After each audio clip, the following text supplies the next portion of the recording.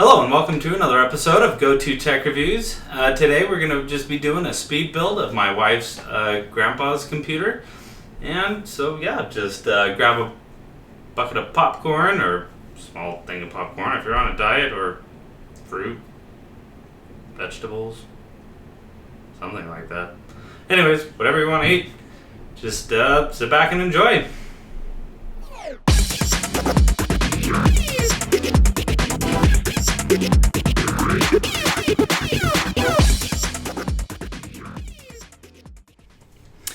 Alright, so those of you that are familiar with the channel, I used the Thermaltake Core V21 in my previous HTPC build, which I replaced with the Fractal Design Define Nano S, and that's been working out great. So he wanted this because he wanted a micro ATX build, but still be able to fit a bunch of junk in there. So he wanted X99 because he wanted the extra processing power. He wants to do some, video editing for CNC machines and tutorials. So he's going to be doing some Adobe Premiere. This was a really good all-rounder in terms of a micro ATX X99 board. So I went with the Asus X99M WS workstation. I'm going to be doing a review, or an unboxing and overview of it here shortly. It has the wireless AC adapter. I felt it was a good all-rounder for what he wants to do. So we've got the Corsair Vengeance LPX, so 4x8 gigabytes, so 32 gigabytes of 3000 megahertz RAM, DDR4. I've loved these Corsair Vengeance LPX because the low profile works in any build, and they're just a good value. I highly recommend them. We've got two Crucial BX200s for SSDs. The reason we got two was he wants Linux on one, probably some variation of Ubuntu or Debian, and then Windows 10 on the other. So we wanted separate hard drives for each of those. And in this build, we decided to go with the Intel Core i7 5820K. So we went with Haswell-E instead of Broadwell-E. This was just a better value overall. And he won't see any real performance gains. I haven't even really seen any real performance gains on the 6800K, which I haven't really mentioned that I've gotten yet to you guys. Anyways, also, he will be using my old 980 Ti, though it's really not that old. This is the EVGA GTX 980 with ACX 2.0, so it's not super clocked or anything fancy like that, but it gets the job done, and this one's actually a great overclocker.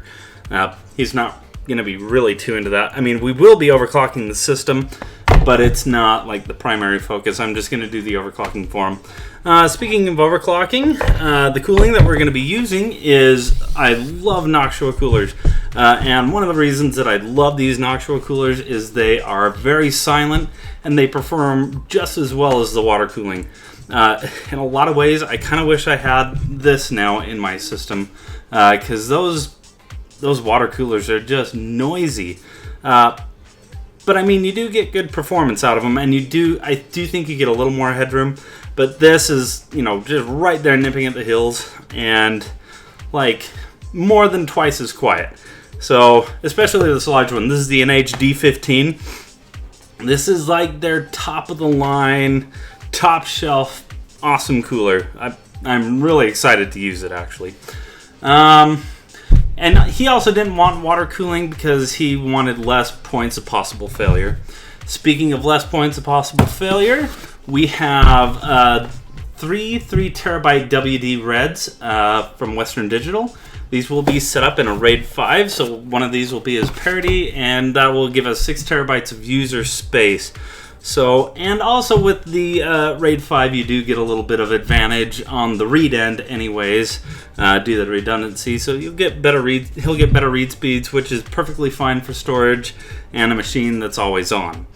And finally, we have, I find myself buying EVGA power supplies for all my builds anymore, because they have the best, in my opinion, the best performance for your dollar ratio. He wanted a platinum.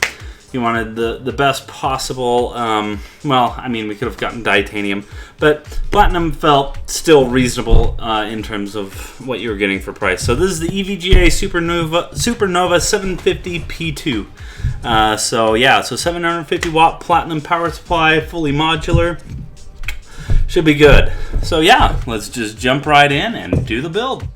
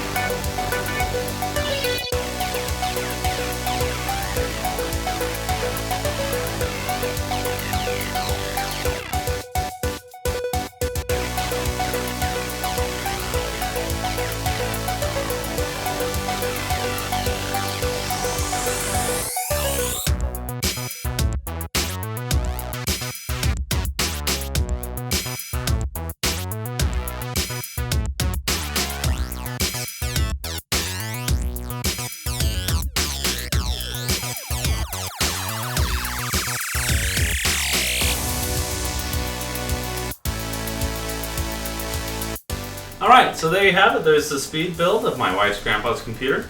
Just as a quick addendum to the Thermaltake V21 case review that I did, which you can watch here, is you will now see that there's this kind of dust ring where the 200mm fan is. It really sticks out. I've used canned air on the front and back.